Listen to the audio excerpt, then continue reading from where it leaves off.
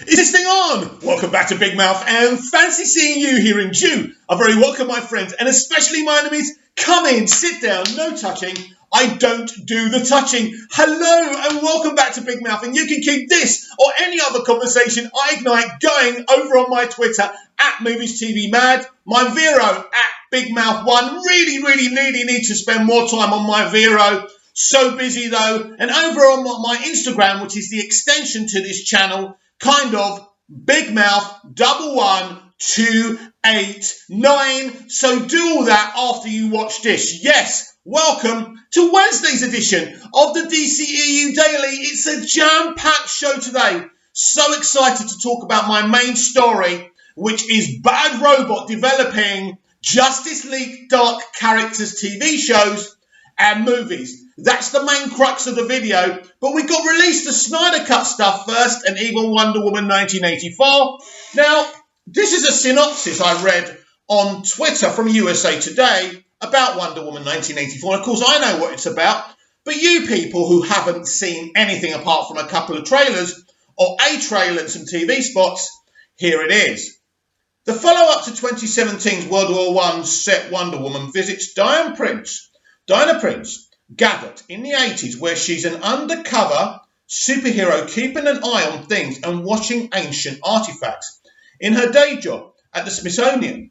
The first film was about the young heroine being introduced to the world, and in 1984 she knows the world so well, but she doesn't know it as well as she thinks she does.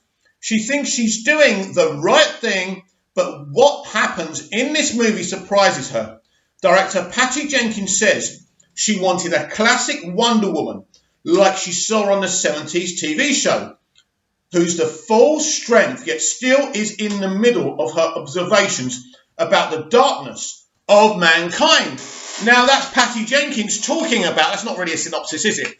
That's Patty Jenkins, the director of the first film and Wonder Woman 1984, another brilliant version of Wonder Woman, by the way.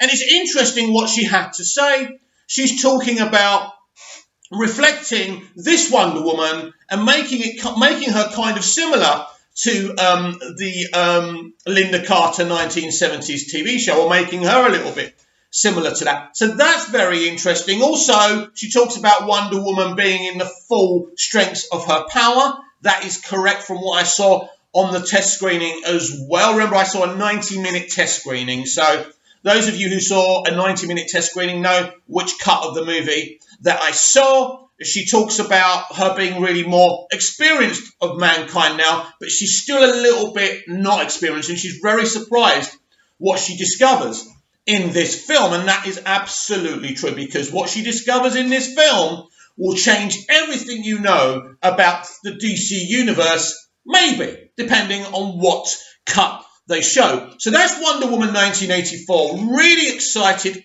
for us to all go to the cinemas and see the cut that they've decided to release, because the cut, even if it's the cut I saw 90 minutes of, I've still got a lot of that film to see. So really excited for us to get, that is the main event of this year. No other film matters but Wonder Woman 1984 this July or June or whatever. But there's another film that matters. Birds of Prey and the fantabulous emancipation of one Harley Quinn. It's nearly there, and you will be getting your reactions, or you'll be getting my reaction from that movie really soon. So that's exciting. The music videos, you lot saying there's no marketing or publicity, I'm afraid that agenda has died. So that's really exciting as well. So let's go to some Release the Snyder Cut news. I do envy Chris Wong Svensson on Ping Pong Flicks. He's got all the graphics on a screen. I've got none of that. I wouldn't even know where to start. So I've just got to do it the old-fashioned way. So where are we?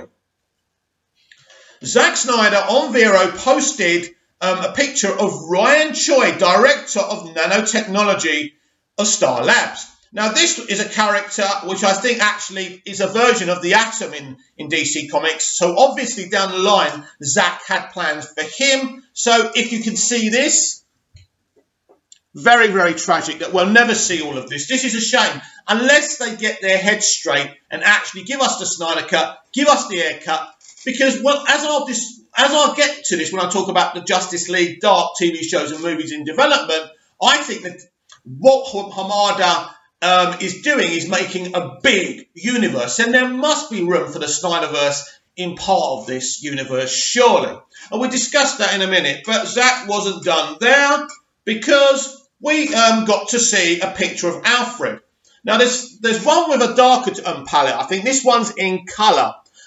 Basically, this picture doesn't excite me. I've been a big fan of Jeremy Irons since I saw him in Dead Ring as one of our great actors in the UK. But it's just a picture. So, yeah, it's great to see him. Always great. A great choice for Alfred from Zack Snyder, by the way. Let's see what he had to say. Alfred, working at the abandoned Wayne Aerospace hangar, had to move workshop from Batcave as he and Bruce try and get Flying Fox to work. No room in the cave for such a big aircraft. I suppose, yeah, the cave would be a little bit small, wouldn't it? So, yeah, it's always good to hear from Zack. So they're the things we heard from him. And coming up, we are going to talk about this big news that J.J. Abrams' Bad Robot Company, in partnership with Warner Brothers and DC, will be developing multiple Justice League Dark TV shows and movies. Stay right there. We go to our main story of today's DCEU Daily. There's something I forgot to tell you about as I was looking on my device. There's an IMDb slot saying Untitled DC Film April 2020, and they've got the synopsis, the original synopsis for Justice League, fueled by his restored faith in humanity, blah, blah, blah. Now, a lot of people are saying this is fake, so I have to say it's fake, but you know what? Let's just believe. You never know. Something could drop in April. It will be a great surprise. Warner Brothers would make a hell of a lot of money of it, but how about a double feature? The Snyder Cut of Justice League and the Air Cut of the Suicide Squad. Well, how amazing would that be? Come on, Warner Brothers. It's money in your bank. What do you have to lose? Nothing. And you'll be making us happy, and then all the Snyder fans will join your future plans, which is what everybody wants, ultimately. I actually don't know how I missed this, because this Justice League Dark being developed by Bad Robot is a 2-day-old headline. Actually, January the 21st, when was that? That was actually yesterday, so it wasn't an old headline, but it's just the way that Twitter does it. So somebody else gave me the link to this. So this is massive news. So I'm going to read you this article from Deadline. So this is a fact. This is happening, like it or not, and I like it very much. Justice League Dark, Bad Robot developing film and TV projects based on Warner Brothers DC Comics. By Anthony D'Alessandro, January the 21st. Exclusive. I hear that Bad Robot, through its new deal at Warner Media, is exclusively developing both film and TV ideas based on DC's Justice League Dark universe at Warner Brothers. This deal is all very nascent, and at this point in time, there aren't any specific projects or characters that are being specifically developed. I bet you they are. You just don't know about it. Developed out of the franchise. I understand that Bad Robot's head of motion picture, Hannah Minghella, and head of television, Ben Stevenson, will soon be taking meetings with talent reps and their writing clients on which characters will get their own projects. Definitely Swamp Thing. Definitely Swamp Thing. This is why it was cancelled. Once the talks with Bad Robot and Abrams started, basically, they decided to pull the show. I don't know why, but they decided to do their own version of a TV show, probably, and movies as well. I think Swamp Thing will be re-visualised, if you like, and I'm very excited about that. But there's so many other elements to this, so let's keep reading. Justice League Dark, or GLD, team first appeared in the September 2011 issue of Justice League Dark, featuring such superheroes mostly occult and offbeat is John Constantine, Mystic and Fortune Teller Madame Xandu, Deadman, Shade, the Changing Man, and Zatanna. The roster is much larger and members join later on, with Swamp Thing being added in issue 19. Other members of the GLD include Andrew Bennett, centuries-old vampire, Black Orchid, Shapeshifter, Dr. Mist, spy who worked for villain Felix Faust. Felix Faust is a great character, by the way. Frankenstein, a erudic creature. Pandora, based on the Greek character. Nightmare Nurse, a healer of supernatural wounds, among several others. Given their powers, they typically handled situations outside of the scope of the traditional Justice League, which includes Wonder Woman, Batman, Superman, Aquaman, and the Flash. The GLD title and team were created by Peter Milligan, with art by Mike Janin. So actually, Justice League Dark isn't really old characters. They haven't been around for that long. Or maybe the characters have, but maybe the actual team hasn't. Again, this is also early, so it's not specific. Yet, if Bad Robots boss J.J. Abrams will be directing any of these projects, he won't. And I'll explain to you why. Minghella on the feature side will work with Warner Brothers president of DC-based film production, Walter Hamada, while Stevenson will work in correlation with the Warner Brothers television group, including President Chief Content Officer Peter Roth, President Susan Rovner, and President Brett Paul, following the $1 billion plus success of Disney's Star Wars, The Rise of Skywalker, a conversation for another time. Abrams is currently meeting with potential showrunners for his HBO epic sci-fi fantasy drama Demond. HBO is owned by Warner Brothers, so this is an extension of what's going on, basically. Again, Abrams will probably not be getting his hands dirty on that one, but he'll have, obviously, a producer's credit. The series follows the world's battle against monstrous oppressive force. It's the first series solely created by Abrams since the 2001 ABC drama Alias. So this is very, very interesting, because I've spoken about J.J. Abrams. Let's be clear here. I'm not in the Jar Jar Abrams or bad reboot kind of side of things. Here on Big Mouth, we are big fans of J.J. Abrams. J.J. Abrams gave me Alias. J.J. Abrams gave me Lost. J.J. Abrams co-created Fringe. J.J. Abrams is a fucking genius. And I love J.J. Abrams. And the things that went wrong with Star Wars were down to Lucasfilm and Disney. They interfered with what he wanted to do.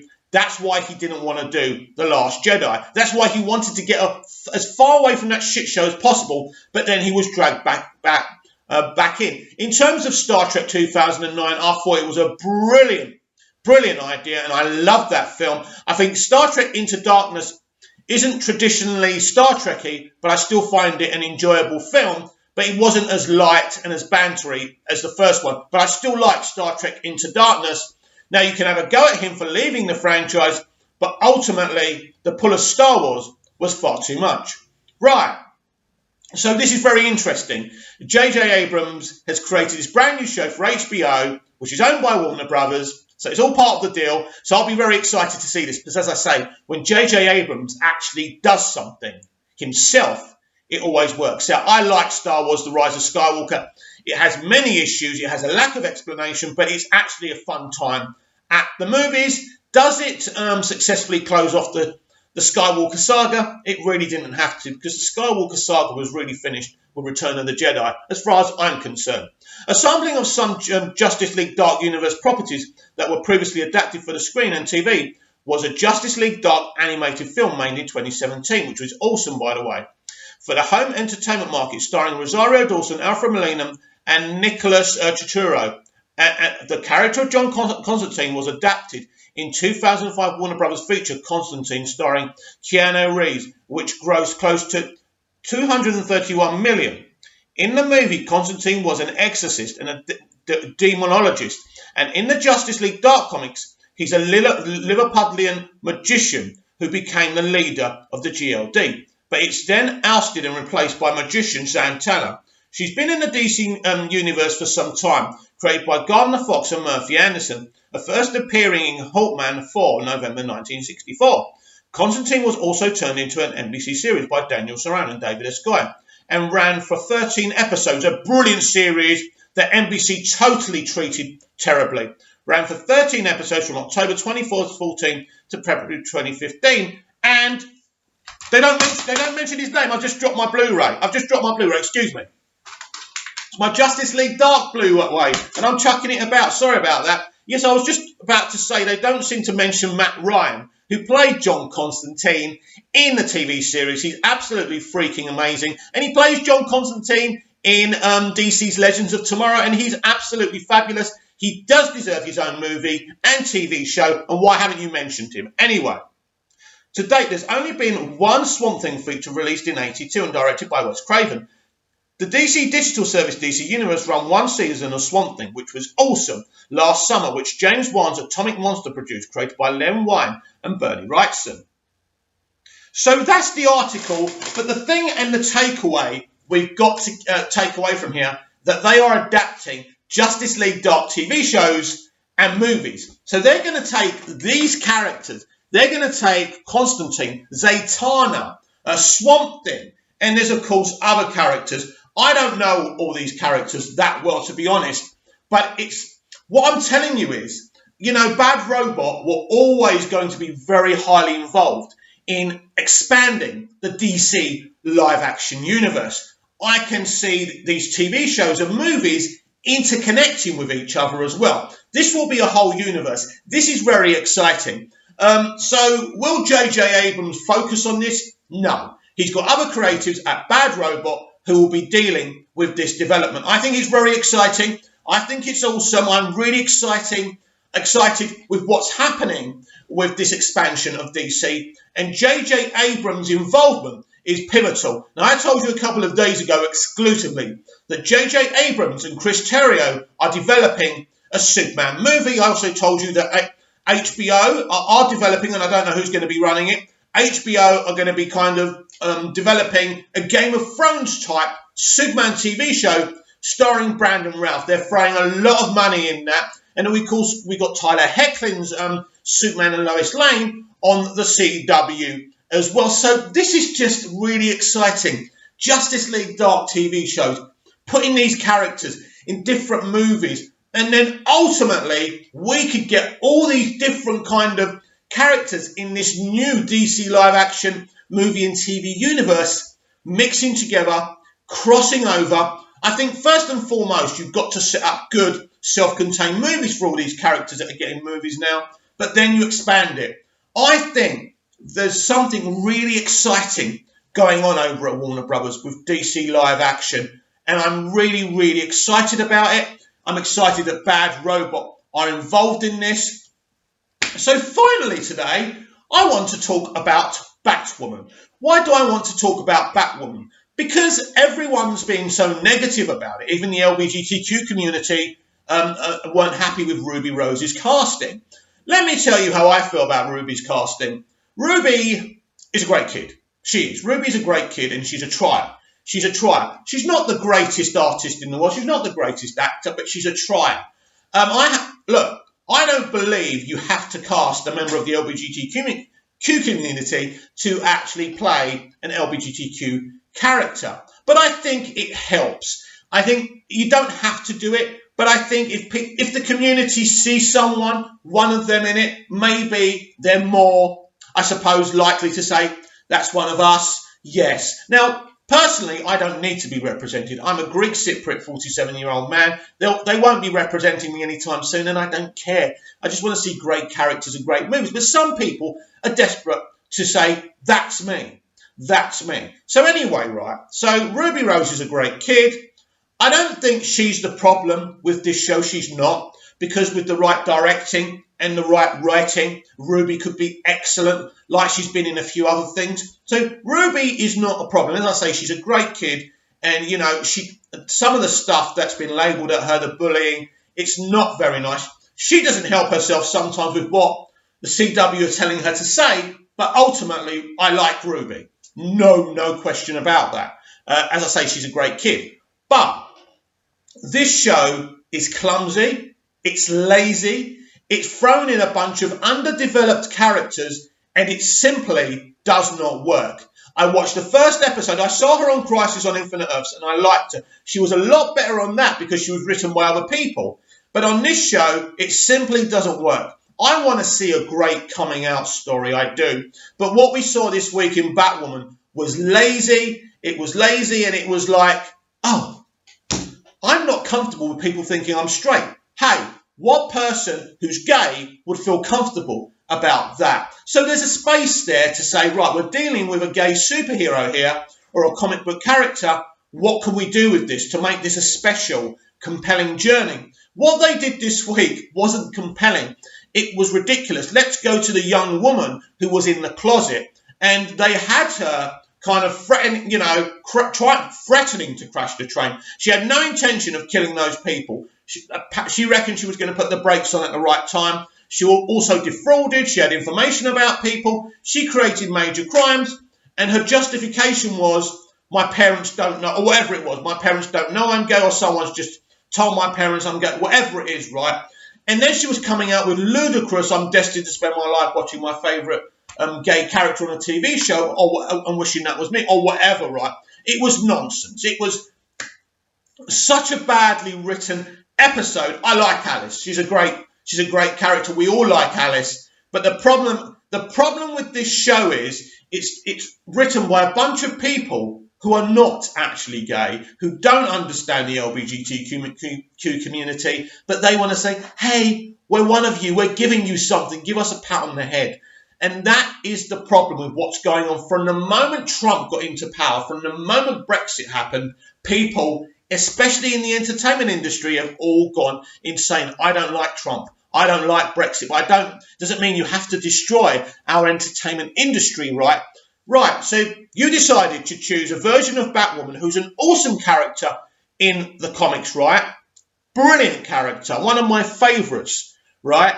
They decided that she should be a lesbian, because there is a lesbian version of the character in the graphic novels or in the comics or whatever you want to call them, which is great. So they had these flashbacks in the pilot, because I didn't see the pilot. Now that sounded interesting to me, because at least, she had to quit the army because she wouldn't pretend she's straight, which again is brilliant. That's a good idea. I like that. But they didn't make this a compelling journey.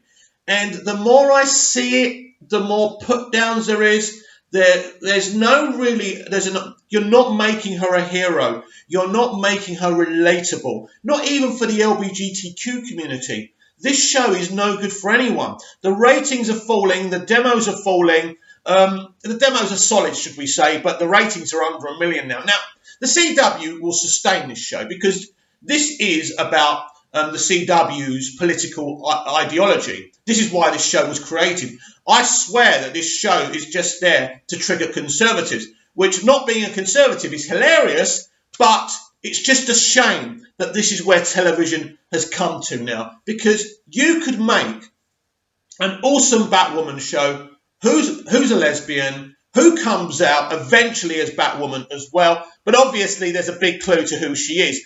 I think that kind of thing has to be done when you're ready to tell everyone who she is in the real world, kind of thing. But not now, not in mid-season, middle of the first season. There's still a journey to say, but there's still great things you can do with the fact that she is a lesbian, that she is gay, that she is a member of the LGBTQ community. She can help young kids. She can help young kids who are in the closet, who are too scared to tell the world who they really are. That's great. And that just doesn't go if you're a member of the LGBTQ community. That could be for so many different avenues of life. But as well as that, and I think that's great, but you've got to marry that with great epic storytelling. Like we saw in Arrow, the first 2 years of Arrow, and The Flash, and even Legends is really entertaining, right? And Black Lightning's an awesome show as well. But why is this show so weak? And at least the other shows started strong. Even Supergirl is kind of a weak show, but not as weak as this. And isn't it a coincidence that both these shows have female leads? It's like the creatives are so self-conscious about having a female lead, they're too scared to do anything real and epic and exciting. Batwoman and Supergirl could be the best shows on TV, right? And still empower women. You don't empower women by being lazy and clunky and clumsy creatively like these people are. And that's a shame. So there's a lot of work to do in season 2, and I want to see an improvement, because it's not fair on Ruby Rose to have to take the blame for this. As I say, she can do a good, solid job. I've talked about Tom Welling being a weak actor at first and learning and becoming better and better. The same thing can happen for Ruby, but you have to do better. You have to understand that representation isn't enough. You've still got to entertain. You've still got to give the audience something. And this is what's sadly lacking in the entertainment industry right now. And if it carries on, there will be no entertainment industry because everyone, and I mean everyone, is going to walk away. Thank you everyone for watching. Please comment down below. Are you excited that Bad Robot are developing Justice League Dark characters for TV and movies? Because I certainly am. Are you excited about Zack Snyder's latest posts on Vero again? Yes, really excited. But Zack, we want a bombshell. We want something massive so we can be empowered and energized again and go over on Twitter and keep fighting for the Snyder Cut and the Air Cut. What do you think about my thoughts about Batwoman and what's going on with the culture war right now in the entertainment industry? Comment down below. Please like, share and subscribe. And I'll be back tomorrow with more DCEU Daily. See you then. Oh boy, this was a very long video. I hope you enjoyed it.